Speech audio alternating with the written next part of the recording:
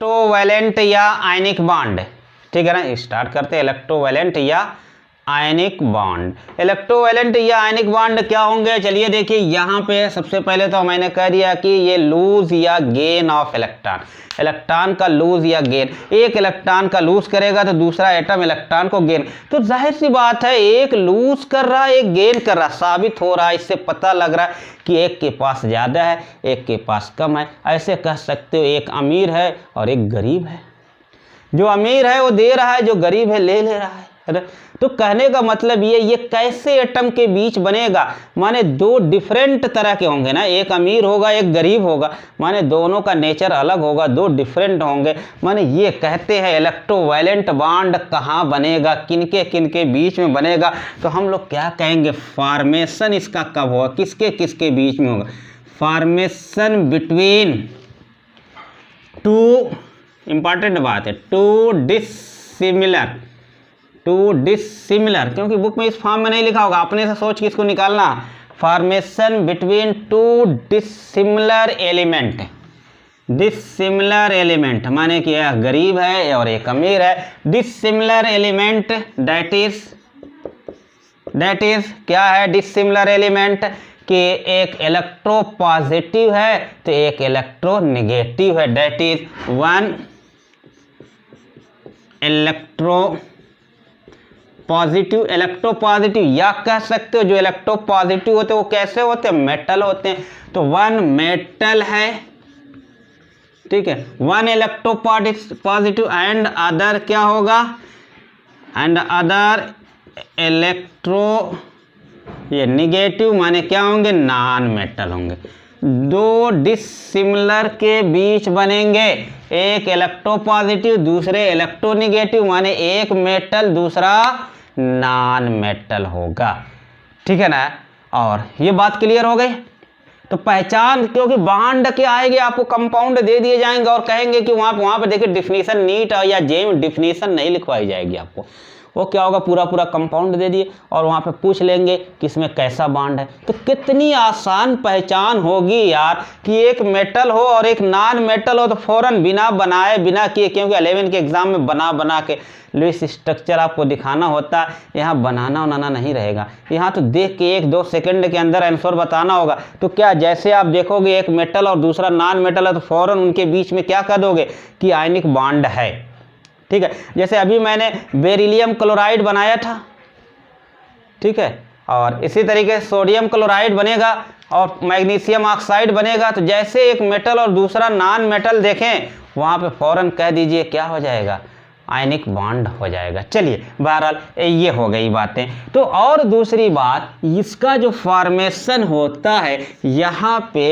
Electron का complete transfer होगा, एक क्या होगा अपनी जेब से निकालेगा दूसरे की जेब तक पहुँचा देगा, बीच में लटकेगा नहीं, बीच में रुकेगा नहीं, माने यहाँ पे कहते हैं कंप्लीट ट्रांसफर होगा, कंप्लीट ट्रांसफर ऑफ इलेक्ट्रॉन, ठीक है। जो ट्रांसफर कर रहा है, जो दे रहा है, माने एक लूज करेगा उस पे पॉजिटिव चार्ज डेवलप हो जाएगा, और जो ठीक है गेन करेगा उस पे कैसा हो जाएगा, निगेटिव चार्ज डेवलप हो जाएगा। देखिए कंप्लीट ट्रांसफर, जैसे मान लीजिए कि इसने क्या किया, ट्रांसफर कर दिया, कितना n इलेक्ट्रॉन को ट्रांसफर कर दिया, तो यहाँ पे क्या हो जाएगा, ट्रांसफर किया ये निकाला है तो यहाँ पे Mn चार्ज हो जाएगा, ऐसे कर सकते हैं N E इलेक्ट्रॉन। चलिए ऐसे, और अगर मान लीजिए इन्होंने क्या किया, N इलेक्ट्रॉन को एक्सेप्ट करेगा, एक ने क्या किया दे दिया, दूसरे ने क्या किया एक्सेप्ट किया,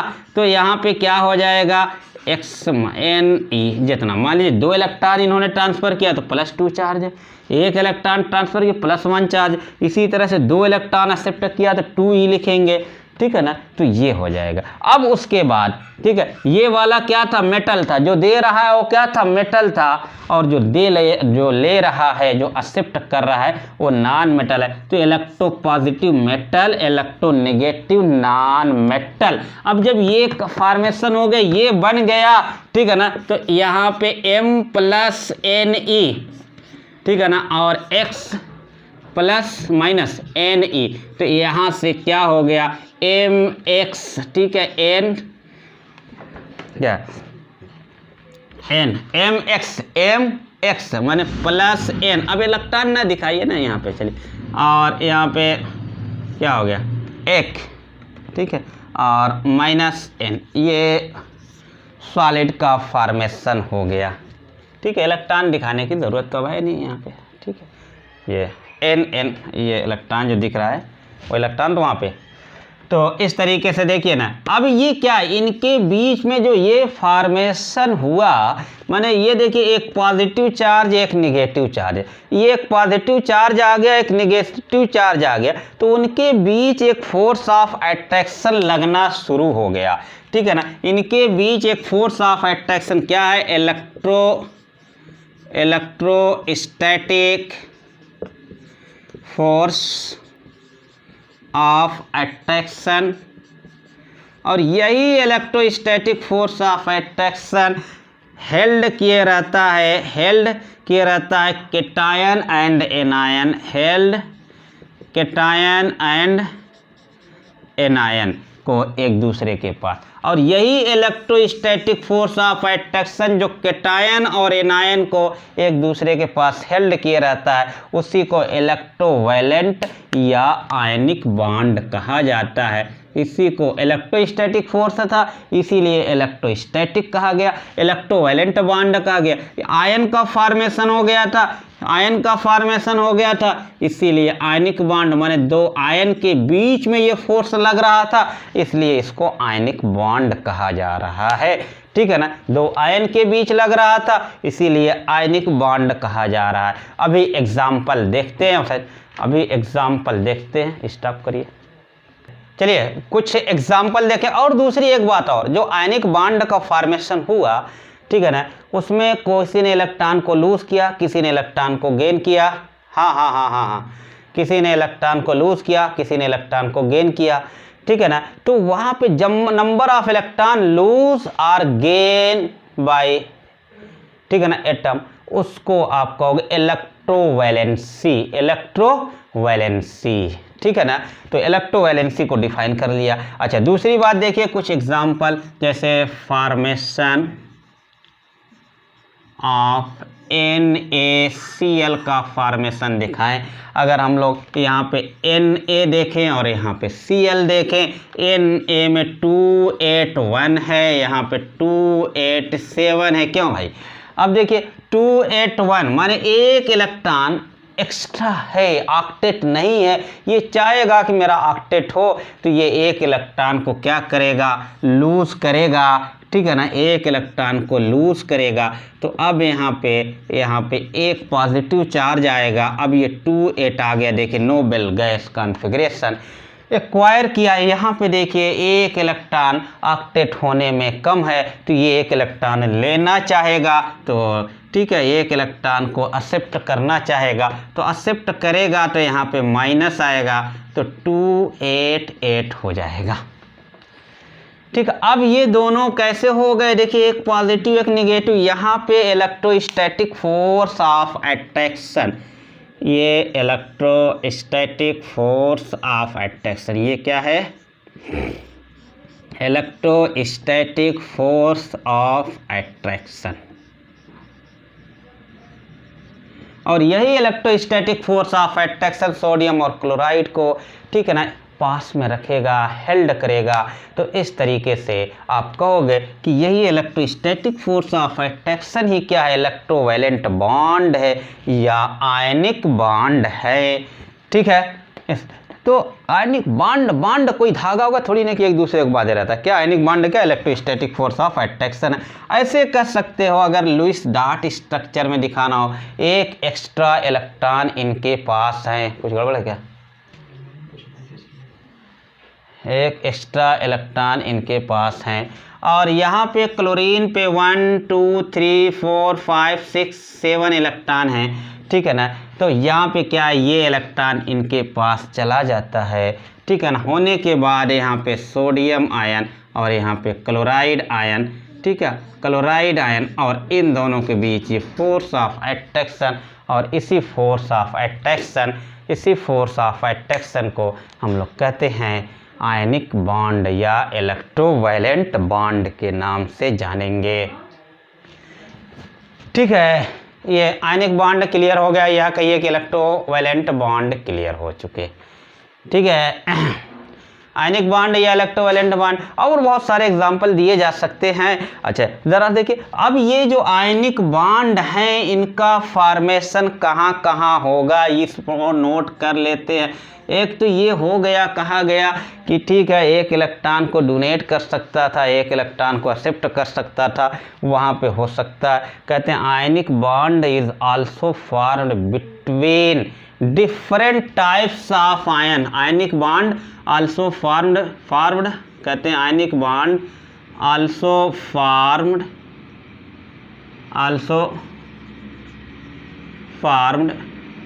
between different types of ion, यानी कि मोनो एटॉमिक आयन या poly atomic ion, different types of ion के बीच बनता है। That is mono atomic ion या पॉली एटॉमिक आयन। जैसा कि अभी यहाँ पे देखा था, सोडियम आयन और क्लोराइड आयन के बीच में बन जाएगा।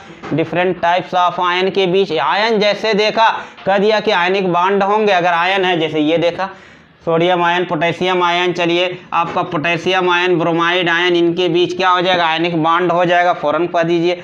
इसी तरीके से देखिए sodium ion plus sulphate ion, देखिए तो कहते हैं मोनो एटॉमिक आयन, अब ये देखिए मोनो एटॉमिक और पॉली एटॉमिक आयन के बीच में, या देखिए poly atomic ammonium ion plus देखिए सल्फेट आयन, देखिए ये भी पॉली एटॉमिक माने कई एटम हो। तो डिफरेंट टाइप्स ऑफ आयन के बीच में कैसा हो जाएगा, आयनिक बॉन्ड हो जाएगा, सीधी बात, इलेक्ट्रोवैलेंट बॉन्ड हो जाएगा।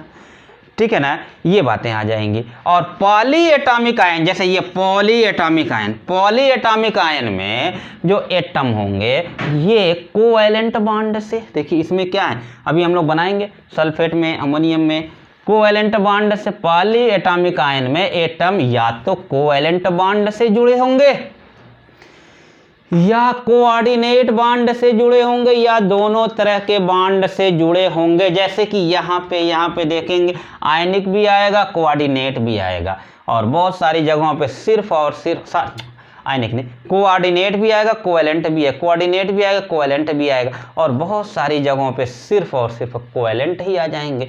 तो पॉली एटॉमिक आयन में जब पॉली एटॉमिक आयन होगा तो वहाँ पे ख्याल करेंगे कि कोऑर्डिनेट ही है, कोवैलेंट ही है कि कोऑर्डिनेट भी है। तो वो आपको क्योंकि बॉन्ड की पहचान, जैसे सोडियम सल्फेट दे दिया जाए और पूछा जाएगा इसमें कौन कौन सा बॉन्ड है, तो जैसे ही सोडियम सल्फेट माने सोडियम आयन सल्फेट आयन फौरन पता लगेगा। या ऐसे पहचानिएगा एक मेटल है दूसरा नॉन मेटल है, सोडियम मेटल है और इनके बीच में ये सल्फर है, नॉन मेटल है, कैसे फौरन कहिए कि आयनिक बॉन्ड है। इस तरीके से फॉर्मेशन करेंगे। अब देखिए यहाँ पे जो काफ़ी इंपॉर्टेंट है अमोनियम, तो अमोनियम को हमेशा याद रख के चलिएगा, मेरे ख्याल से कई लोगों को याद भी होगा। ठीक है ना, ये अमोनियम आयन, अगर यहाँ से देखिए अमोनियम आयन या अमोनियम सल्फेट पूरा पूछे जाएंगे। तो अमोनियम आयन में देखिए 4 हाइड्रोजन, ठीक है। अब यहाँ पे 1 इलेक्ट्रॉन, नाइट्रोजन के पास 5 इलेक्ट्रॉन है, हाइड्रोजन को 2 होना चाहिए, 2 हो गया। अब देखिए यहाँ पे एक पॉजिटिव चार्ज है, इनमें से कोई एक हाइड्रोजन ऐसा है भाई कि जिसने अपना इलेक्ट्रॉन लूज कर दिया है, तभी तो ये अमोनियम आयन बना हुआ है।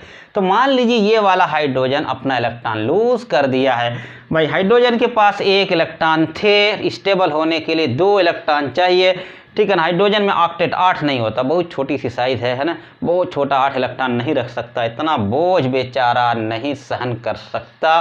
तो यहाँ पे 2 ही में ये मस्त हो जाता है कि 2 मेरे लिए बहुत हैं, 2 ही में जो है ये क्या है, 2 ही में ये संतुष्ट है, स्टेबल है 2 के अंदर। ठीक है, 2 में इनकी कहानी हो जाती है। 12 चलिए यहाँ पे 1 चला गया, अब इसके पास 1 भी नहीं, ये बेचारा हो गया है ना, 1 था वो भी चला गया है ना, बेचारा हो गया, इसके पास कोई चारा नहीं। अब इनमें 2 होना चाहिए स्टेबल होने के लिए। नाइट्रोजन 1 2 3 दिया है, 2 इलेक्ट्रॉन बचा हुआ है। तो अब क्या करेगा, दोनों इलेक्ट्रॉन ये नाइट्रोजन ही डोनेट कर देगा। अभी मैंने कहा था कि इक्वल शेयरिंग, म्यूचुअल कंट्रीब्यूशन, तो कोवैलेंट बॉन्ड दोनों ने कंट्रीब्यूट किया है, दोनों ने शेयर किया है, तो इक्वल कंट्रीब्यूशन, म्यूचुअल शेयरिंग कैसा है, कोवैलेंट बॉन्ड। कैसा है कोवैलेंट बॉन्ड, कैसा है कोवैलेंट। लेकिन कंट्रीब्यूट सिर्फ नाइट्रोजन कर रहा है, शेयर दोनों कर रहे हैं, ऑक्टेट कंप्लीट है, ठीक है। तो इसका मतलब ये कैसा है, कोऑर्डिनेट बॉन्ड है। तो इस तरीके से अमोनियम को अगर हम लोग दिखाएं तो ये कोवैलेंट, ये कोवैलेंट, ये कोवैलेंट और ये कोऑर्डिनेट।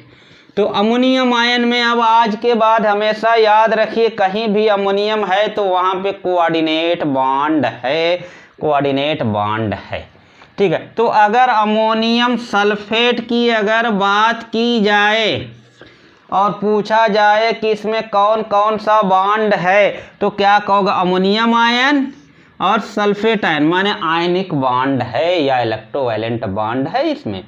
उसके बाद देखिए बहुत सारे ये क्या हुआ, कोवैलेंट बॉन्ड मिल गए, और इसमें अमोनियम में कोऑर्डिनेट बॉन्ड, माने तीनों तरह के, है ना, तीनों तरह के 3 टाइप्स ऑफ बॉन्ड जो होते हैं वो तीनों तरह के बॉन्ड इसके अंदर हैं, ठीक है। अच्छा, उसके बाद अगर कॉम्प्लेक्स कंपाउंड, जो कोऑर्डिनेशन कंपाउंड 12th में हम लोगों ने पढ़ा हुआ है, तो वहाँ पे कहा जाता था कि सेंट्रल एटम होता है, जैसे FeCN6 की बात करिए, चलिए +4 चार्ज लगाया जाए, +2 ऑक्सीडेशन स्टेट में है, ठीक है। तो यहाँ पे जो सेंट्रल मेटल है उसको सराउंड करने वाले जो होते हैं उसको लाइगेंड्स कहते हैं, और कोऑर्डिनेशन कंपाउंड इनका नाम ही दिया गया था कि जो लाइगेंड्स हैं वो सेंट्रल एटम से किसके द्वारा जुड़े होते हैं, कोऑर्डिनेट बॉन्ड के द्वारा जुड़े होते हैं।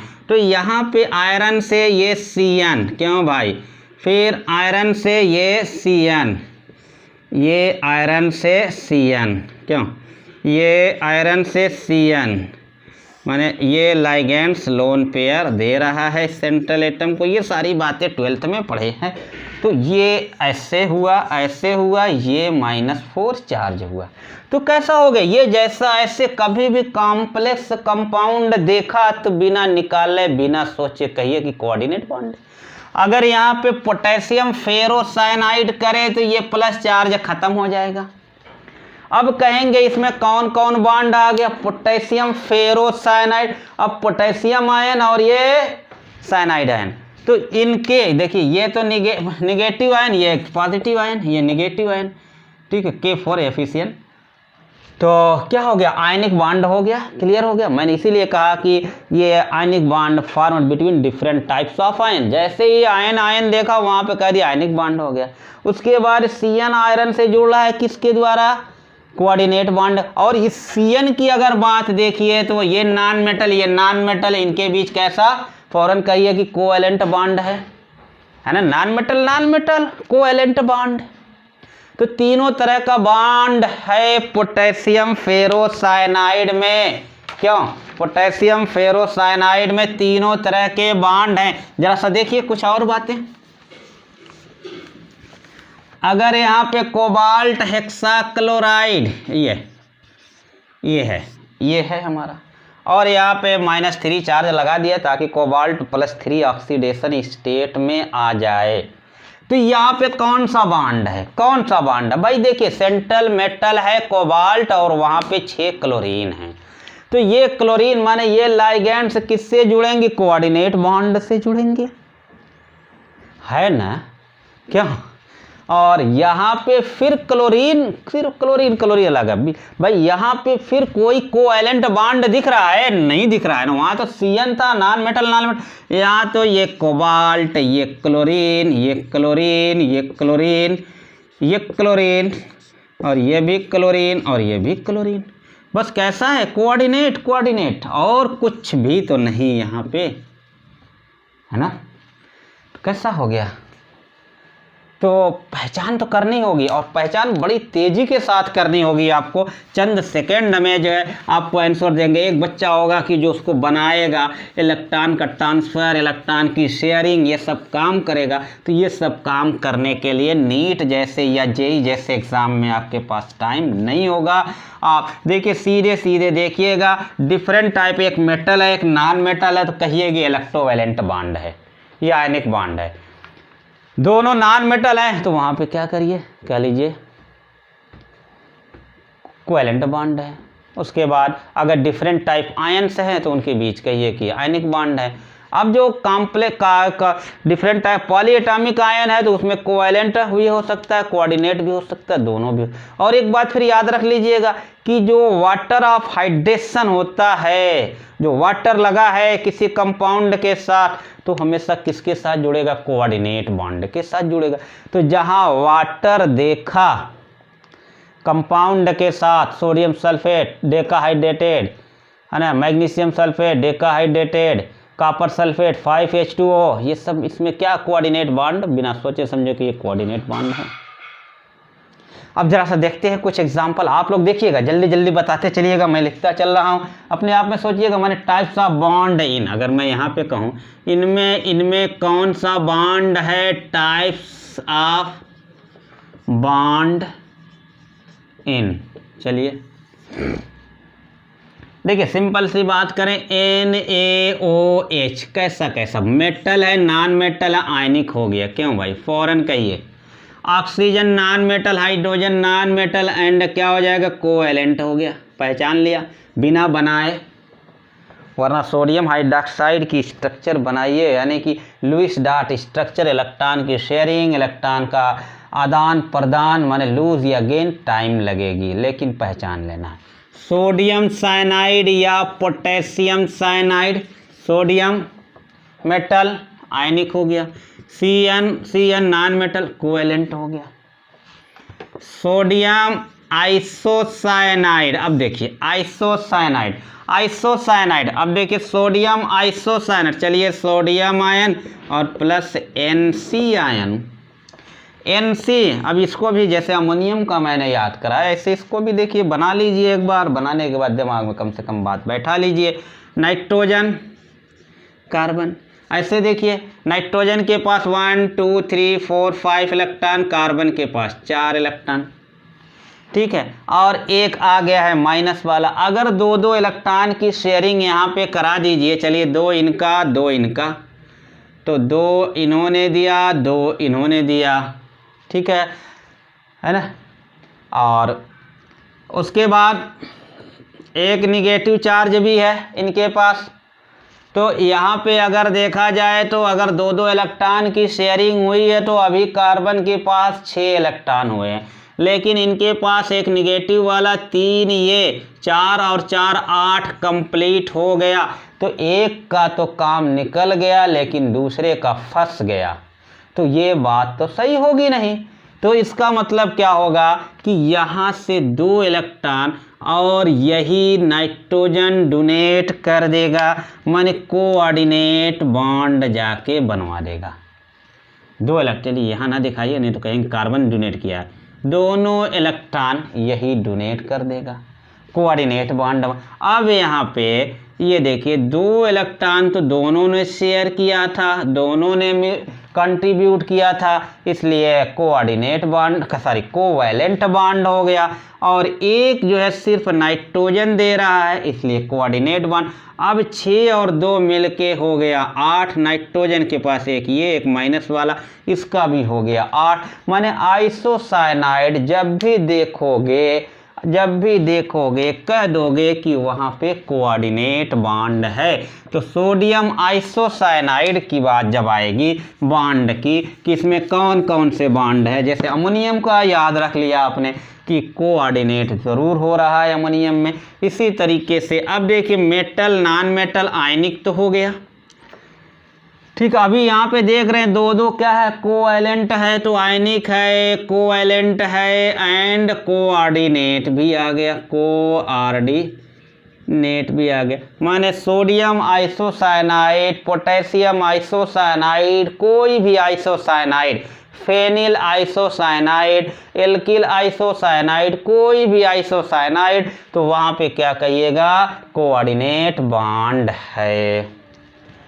ठीक है बच्चों, अब देखिए जरा सा यहाँ पे एक गलती हो सकती है, HCl, ठीक है, क्योंकि खूब देखते हो, खूब सुनते हो H ion plus Cl ion, तो कहेंगे ionic, no no no no, ionic bond नहीं है ना, ऐसा कभी नहीं होगा कि हाइड्रोजन इसको अपना इलेक्ट्रॉन दे लिया हो, ऐसा वो आयन। अब देखिए क्वेश्चन भी आता है कि HCl, हाँ सिर्फ कोवैलेंट, HCl आयनिक कंपाउंड नहीं है, कोवैलेंट कंपाउंड है, फिर भी आयन बनाता है, hydrogen ion plus Cl ion खूब बनाता है, पूरी ऑर्गेनिक केमिस्ट्री में बनाता है, जगह जगह बनाता है, तो आयनिक कंपाउंड बनाता है। फिर क्यों ऐसा होता है, इसलिए कि क्लोरीन और हाइड्रोजन के बीच इलेक्ट्रोनिगेटिविटी डिफरेंस बहुत बहुत ज़्यादा होता है, ठीक है ना, उस बहुत ज़्यादा होने की वजह से ये बॉन्ड बहुत ज़्यादा पोलर है, इसलिए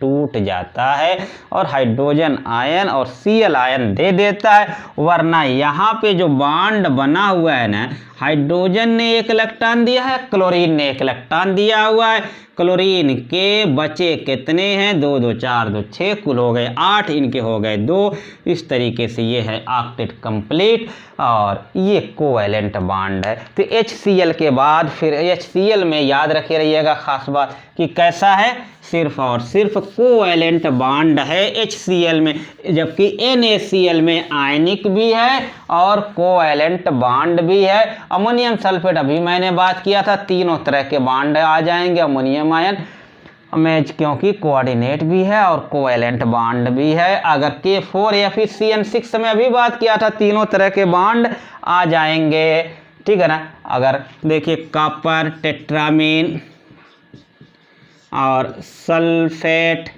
अब देखिए ना, एक आयन ये, एक आयन ये, आयनिक बॉन्ड हो गया, सीधी सीधी बात हो गई, है ना। अमोनिया देखिए, नाइट्रोजन और हाइड्रोजन के बीच में कैसा बॉन्ड बन जाएगा, अमोनिया नाइट्रोजन कैसा बॉन्ड बन जाएगा, देखिए ना, कोवैलेंट बॉन्ड। अमोनिया देखिए ये NH3 एक लोन पेयर यहाँ पे बचा हुआ है। और दूसरी बात ये है लाइगेंड्स, है ना, ये कॉपर से जुड़ेगा, और जुड़ेगा तो कैसे जुड़ेगा, कोऑर्डिनेट बॉन्ड से जुड़ेगा, माने तीनों तरह के बॉन्ड यहाँ पे मौजूद हैं। कॉपर सल्फेट, अभी मैंने नाम दिया था 5H2O, blue vitriol, blue vitriol में 4, हमने ये कि एक बात फिर खास तौर से इसमें 4, है ना, मैंने कोऑर्डिनेशन में पढ़ाया था, 4 H2O जो होते हैं कैसे होते, कोऑर्डिनेट बॉन्ड से जुड़े होते हैं ऐसे, ठीक है। और लेकिन एक वाटर जो है इसमें क्या हो जाता है, एक वाटर किससे जुड़ा हो जाता है, हाइड्रोजन बॉन्डिंग हो जाती है, एक वाटर कॉपर हाँ हाइड्रोजन बॉन्डिंग हो जाती है। तीनों तरह के बॉन्ड हो गए, आयनिक हो गए, कोवैलेंट हो गए, कोऑर्डिनेट हो गए। तो ये गलती कभी नहीं होनी चाहिए, बड़ी आसानी के साथ, बड़ी तेजी के साथ ये सब क्वेश्चन होने चाहिए। अगर हम देखें यहाँ पे ऐसा कुछ दे दे, कोबाल्ट NH3Cl3, अब यहाँ पे कौन कौन से बॉन्ड हो गए, आयनिक नहीं है अब, है ना, देखिए ना यहाँ पे कोई आयन नहीं है, क्यों, आयनिक नहीं है। अब ये क्या है, नाइट्रोजन और हाइड्रोजन के बीच में कैसा है, कोवैलेंट बॉन्ड है। और फिर ये अमोनिया या क्लोरीन, कोबाल्ट ऐसे किससे जुड़ेंगी, लाइगेंड्स है, तो कोऑर्डिनेट बॉन्ड से जुड़ेंगी। तो इसमें सिर्फ और सिर्फ कैसा है, कोवैलेंट एंड कोऑर्डिनेट, ये 3 तरह के बॉन्ड, 2 तरह के बॉन्ड हैं, यहाँ पे आयनिक नहीं है, क्लियर, ठीक है। तो ये क्योंकि मैंने कहा था आयन जो कोऑर्डिनेशन स्फीयर है उसके अंदर की स्पीशीज आयोनाइज नहीं होती। उसके बाद देखिएगा जरा सा, जहाँ कुछ थोड़ी बहुत गलती कर सकते हो आप, उसको देखिए, कैल्शियम कार्बाइड, ठीक है, कैल्शियम कार्बाइड Ca, ठीक है, कैल्शियम कार्बाइड, एल्युमिनियम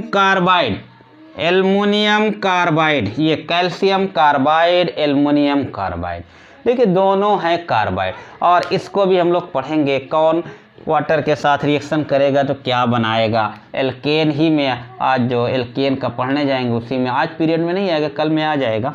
और इसको हम लोग उसके अलावा जो है जब ग्रुप पढ़ते हैं एस ब्लॉक तो वहाँ भी पढ़ते हैं, कोऑर्डिनेट और कोवेलेंट एंड आयनिक। देखिए अगर इसकी बात करेंगे, मेटल है कार्बन नॉन मेटल, ठीक है, तो मेटल आयनिक तो हो ही जाएगा, सीधी सीधी बात। और फिर देखिए कार्बन और कार्बन नॉन मेटल उनके बीच कोवेलेंट, माने यहाँ पे थोड़ा सीख लीजिएगा, यहाँ पे ये फिर ऐसे, और क्या है जाहिर सी बात -2, एक देखिए 6 इलेक्ट्रॉन हो गया, एक माइनस इस पे एक माइनस पे, 6 2 8 इलेक्ट्रॉन कुल हो जाएंगे, ऑक्टेट कंप्लीट हो जाएंगे। कैल्शियम कार्बाइड को डिसोसिएट करने का ढंग ये सीख लीजिए कि कैल्शियम कार्बोनेट इस फॉर्म में डिसोसिएट होता है, ठीक है।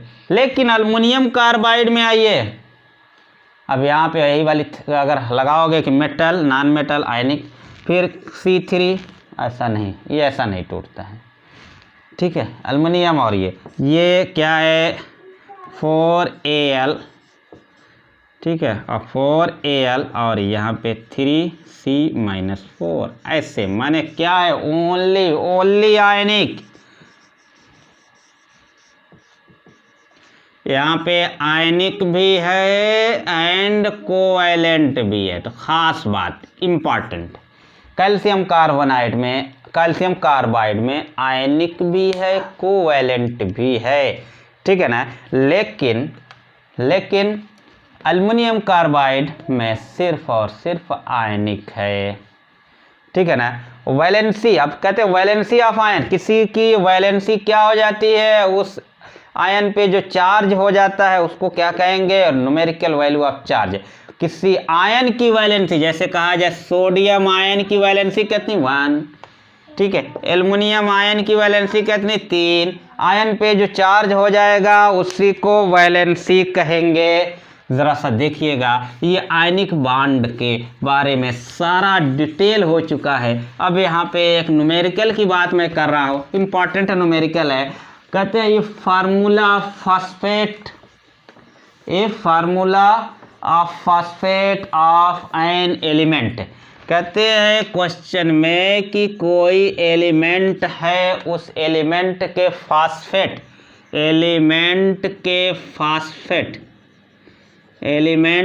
फास्फेट का फार्मूला दिया हुआ है M3PO4 का ट्वाइस।